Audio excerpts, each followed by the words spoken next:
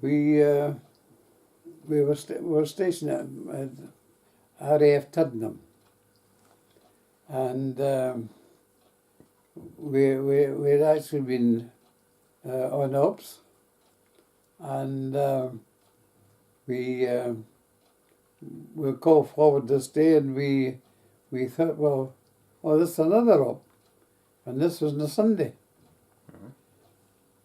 and we were told that we're going to have stuff loaded on, and we're to drop it, but it wasn't bombs.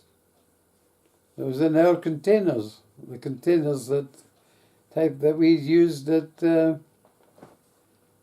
for dropping the stuff into the maquis as well, when we used to drop stuff.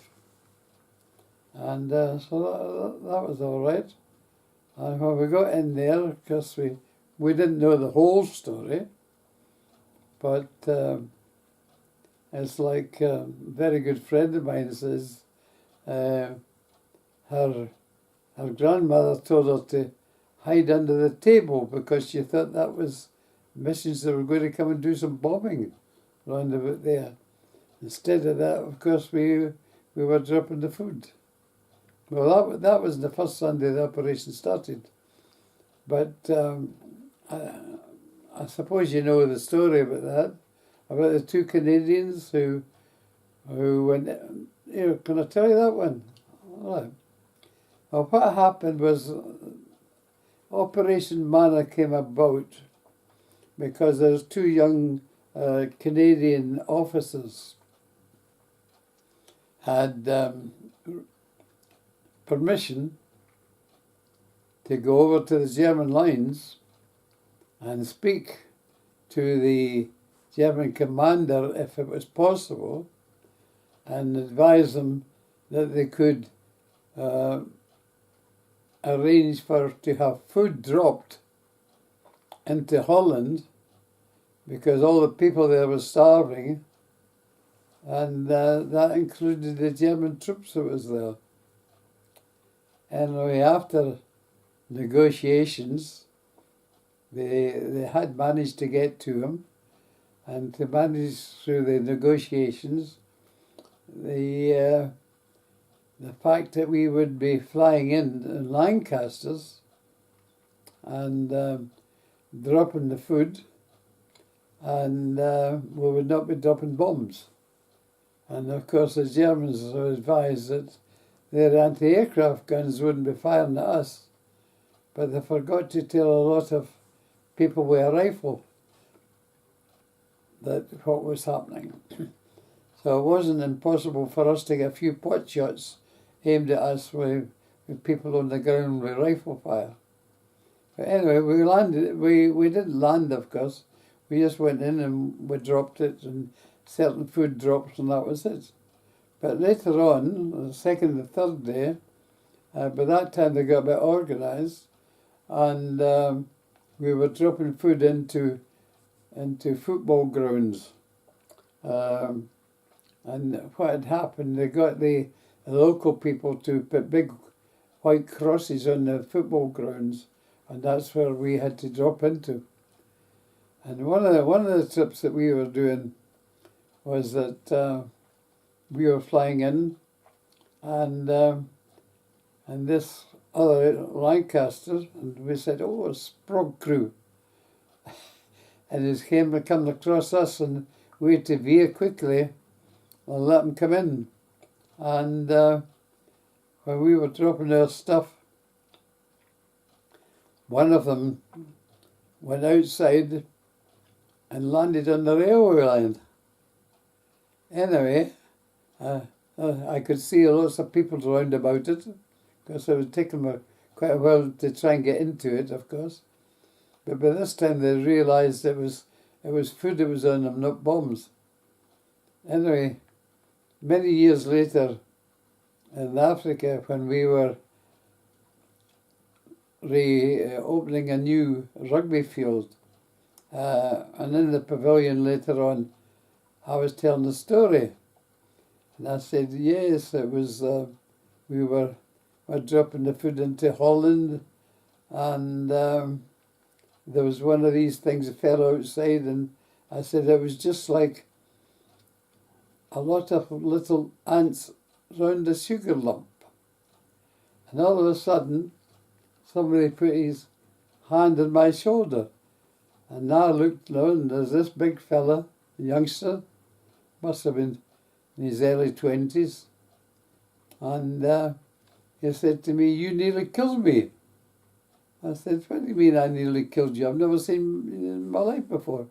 He says, "I was the first of these little black ants to get there." He says, "Because I saw it falling outside and I rushed to it.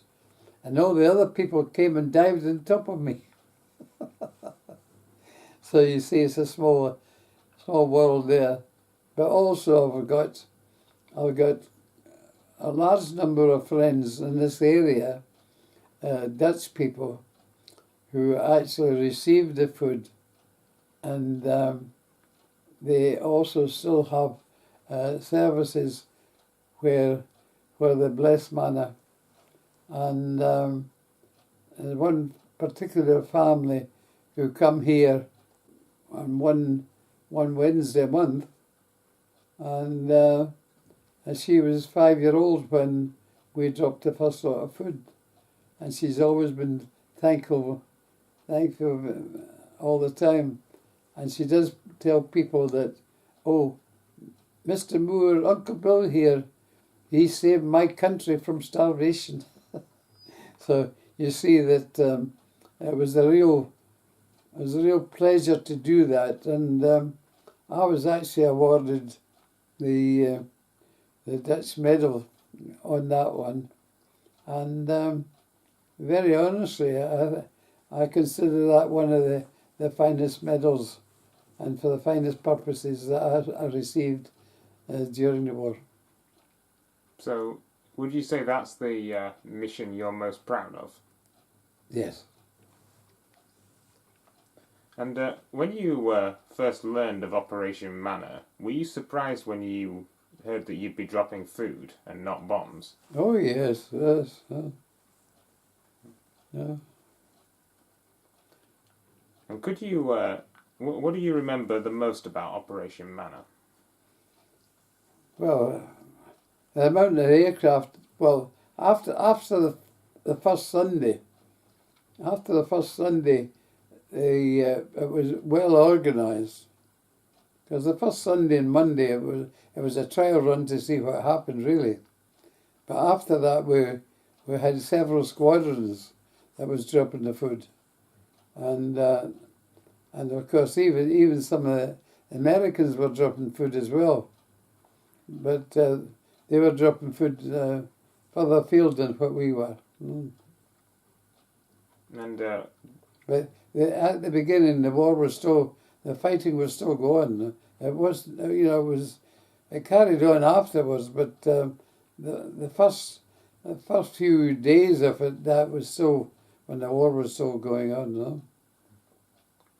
And were there? Could you see if any Dutch civilians on the ground were waving British flags? Oh yeah, well you could see them waving. You're not always sure what they were waving, but they were waving clothes, they were waving anything at all. When I realised on the second wave what we were doing, that it wasn't bombs we were dropping. Well, Bernie, the other Manna veteran, his number I just gave you, he told me that they were flying so low he could see a Dutch boy waving a Union Jack. Yeah, well, he must have been very lucky to have, because it may be that somebody dropped the Union flag, and then he got it, but not a Union Jack. It's a Union flag. Do you know the difference? No, please explain. Well, the Union Jack is flown in the prow of a ship. The Union Jack is the one that's Union flag is the one that's flown everywhere else. Oh, right. I didn't know that. Thank you. A Union Jack is on a small staff in the front of a ship.